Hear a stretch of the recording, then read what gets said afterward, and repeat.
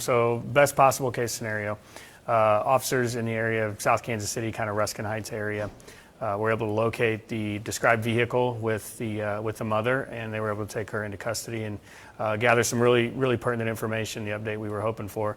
The baby was okay, and she had passed her on to another family member. So detectives were able to make contact with that family member back at the original address and verify that the baby was okay, was unharmed.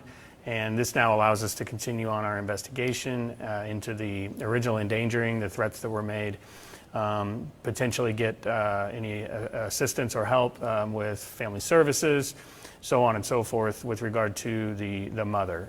But most importantly, the baby is safe and okay, and we definitely want to thank all the media outlets and everybody who were quick to act and get this information out, and as well as all of the Kansas City area that kept their eyes out, kept their ears out, and we're looking for this case. So the child was with her mother. Was this all just kind of a big confusing situation? I don't think it was confusing. No, I do think it's a situation. The mother is in custody and will be for the duration while detectives convey with prosecutors all of the events that took place, the threats that were made. And I definitely don't think it was a confusing thing. Yeah. Do we know who spotted her in the vehicle? Police officers did. Yeah, officers working in that area. Kansas City police officers? Yeah, it was in South Kansas City, kind of near Ruskin Heights area. Yeah. What happens to the baby next? This is, family services will get involved. The juvenile detectives will work. They'll, a lot of times, I don't want to speak for this case, but a lot of times they will look for a family member to place that child with. It's a safe situation. But a lot of times the juvenile detectives engage with family services very quickly. You've heard it described as a juvenile hotline as well. Their job is to determine, along with the police officers and detectives, the safest place for that child to be. Jake, it looks like the same woman pleaded guilty to attempted robbery back in 2022 and was sentenced to 8 years and given shock incarceration for 120 days, and maybe is on probation. If she's on probation, it's entirely possible that could be revoked, correct? Oh, sure. I don't know in this situation. I haven't looked into those records or anything, but I do know that detectives would be looking at those situations. If there is a probation situation, contact with the probation officer would be part of an ongoing investigation for sure. So I don't want to speak for them, but yes, revocation of probation is definitely an option in a situation where someone who's on active probation is involved in additional criminal activity. There's a further investigation that proceeds after this. Oh, yeah. What can you tell us about that? Yeah, so again, that'll look at the threats that were made, any tangible evidence that was at the scene, in the vehicle. There's obviously always an interview of a detained subject as well, an opportunity for them to speak to detectives. They'll compile all of that and they'll relay things to prosecutors. They'll determine if felony level crime, if municipal level crime, if there's additional mental health issues that need to be dealt with as far as that's concerned.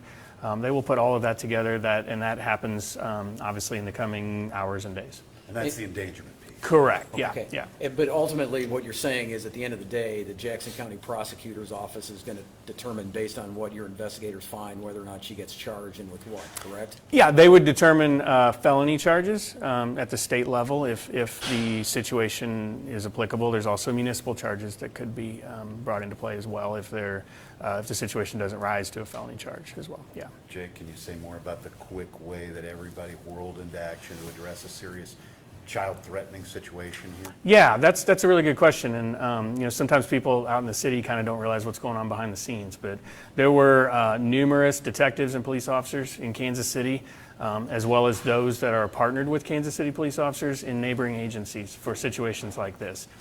This is kind of a call for help that goes out to all across the metro area. The Highway Patrol kind of coordinates that, but really this is something that every police officer that's out there in the metro area that's on duty, kind of their ears perk up when they hear that, because they know, like, this is a kid who could be in danger. And this is the way we want every one of these to end, and the quick work of the police officers, the detectives, the investigators, the Highway Patrol, the media, on and on and on, kind of brought this to a good conclusion that we were very thankful for. It sounds like she didn't necessarily have any kind of resistance? I mean, maybe they saw her driving. Did they put their lights on? She pull over? Was there any kind of trouble with that at all? I don't know if she was stopped or if it was like the car had to be pulled over. I don't know. I don't have that detail. I didn't get any information there was any resistance or anything of that nature. Now, it seemed, as I recall, and you correct me if I'm wrong, I'm just kind of going based on what I remember, the Amber Alert went out somewhere around 11:30 this morning. Do we know what time that she was actually taken into custody when this was resolved? Yeah, it was about 12:45. So really, not much more than an hour after that Amber Alert went Yeah, out, probably right? within an hour and 20 minutes maybe. Yeah, so pretty quick. And obviously, given the gravity of what was said, that she might kill this child, time was very important, right? 100%, yeah, minutes and seconds count in these situations. It's why that alert's designed the way it is, to get as many eyes as possible looking at all corners of the metro area and even expanding out if need be, across the state as time goes on. But seconds count in these situations for sure.